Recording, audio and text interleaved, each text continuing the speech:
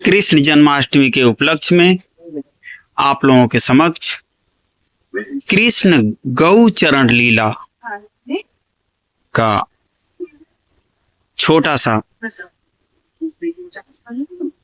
कहानी हम आपके समक्ष प्रस्तुत कर रहे हैं। भगवान जो है पोगंड अवस्था में प्रवेश करते हैं। भगवान की आयु है 5.5 से 6 वर्ष। भगवान अपने पलंग पर सोए हैं और मैया चांदी के कटोरे में अधोटा रबड़ी बनने से पहले उतार लिए जाए, दूध जलने से पहले उतार लेकर आई, लेकिन भगवान ने पीने से मना कर दिया। भगवान बोले कि अब हम बड़े हो गए हैं, अब हम गऊ चराने के लिए जाएंगे। मैया बोली, ये बात तुझे करनी है तो अपने पिता से करियो, अब रात हो गई है, तू ये बात अपने पिता से सुबह करियो, जैसी वे आज्ञा देंगे वैसा हम प्रबंध करवा देंगे।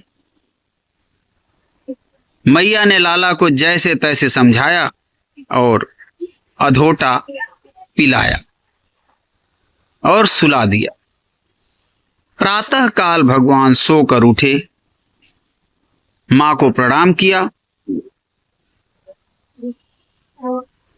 और नंद बाबा के पास गए और भगवान बोले, बाबा बाबा, अब हम बड़े हो गए हैं, अब हमें बछड़ा चराना अच्छो नहीं लगे है, अब हम गैया चराएंगे। नंद बाबा बोले कि ऐसे थोड़ी जाओगे, पहले पंडित जी को बुलाएंगे और मुहूर्त निकलवाएंगे। लाला बोले कि ठीक है, मैं अभी पंडित जी को बुलाकर आ जाता हूं लेकर। भगवान पुरोहित जी के पास पहुंचे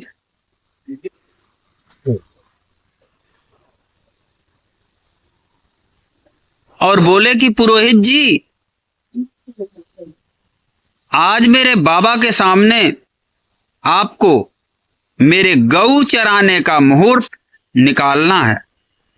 देखो, अगर आपने आज का मुहूर्त निकालो तो आपको लंबी चौड़ी दक्षिणा दिलवाऊंगा, और अगर आपने देरी की तो दक्षिणा के नाम ठन ठन पाल मदन गोपाल, कुछ नहीं मिलेगा। पंडित जी बोले कि हमें तो अपनी दक्षिणा से मतलब है, तू जब का कहेगा हम तब का मुहूर्त निकाल देंगे।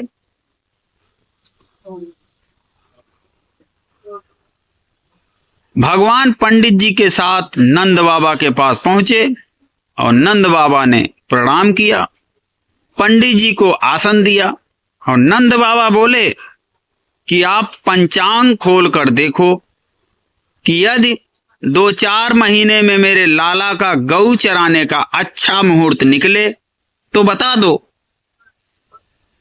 पंडित जी ने पंचांग खोला तो कभी सर पर हाथ रखते हैं, कभी उंगलियों पर हिसाब गिनते हैं। 10 से 20 मिनट निकले। नंद बाबा बोले कि क्यों पंडित जी, कोई मुहूर्त नहीं निकल रहा हो का? पंडित जी बोले कि आपके लाला का 10 साल तक कोई मुहूर्त नहीं है। नंद बाबा बोले, कोई मुहूर्त ही नहीं है, क्या बात हुई? पंडित जी बोले कि मेरी समझ में कोई मुहूर्त निकल भी रहा है तो आज के दिन का ही मुहूर्त निकल रहा है। नंद बाबा बोले कि पंडित जी, कहीं मेरा लाला आपको कुछ सिखा पढ़ा के तो नहीं लायो है? पंडित जी बोले कि आपका छोटा लाला मुझे क्या सिखाएगा? जो हमारे पंचांग में लिखा था मैंने बता दिया। पंडित जी को दक्षिणा देकर विदा कर दिया। प्रभु बोले, बाबा अब तो मुहूर्त निकल गया ना, अब तो मुझे भेजो। नंद बाबा बोले कि हम तुम्हें गौ चरण के लिए नहीं भेजेंगे, क्योंकि आप अभी छोटे हो। भगवान उदास हो गए और कोने में बैठकर रोने लगे। इधर सभी ग्वाल बाल अपनी गौओं को निकलने की तैयारी कर रहे हैं, बार बार लाठी दिखाकर बाहर निकाल रहे हैं, लेकिन गौएं बाहर नहीं निकल रही हैं, वापिस जा रही हैं। ग्वाल बाल भाग कर नंद बाबा के पास आए और बोले कि आप अपने लाला को भेज दो। नंद बाबा बोले कि क्या बात हो गई? ग्वाल बाल बोले कि गौएं गौशाला से बाहर नहीं निकल रही हैं। तब नंद बाबा ने कहा कि जाओ और गौओं को गौशाला से बाहर निकाल कर आओ। भगवान रो रहे थे, लेकिन नंद बाबा की आज्ञा को मना नहीं करते। उसी समय उठे और अपनी कमर से बांसुरी निकाली और एक मिट्टी का एक लोटा सा चबूतरा था और बांसुरी बजने लगे। भगवान ने एक गाय का नाम बंसी से बोला। जो गौओं ने बंसी में अपना नाम सुना तो गौएं आज दौड़ती हुई गौशाला से बाहर निकली और भगवान कृष्ण को घेर कर खड़ी हो गईं।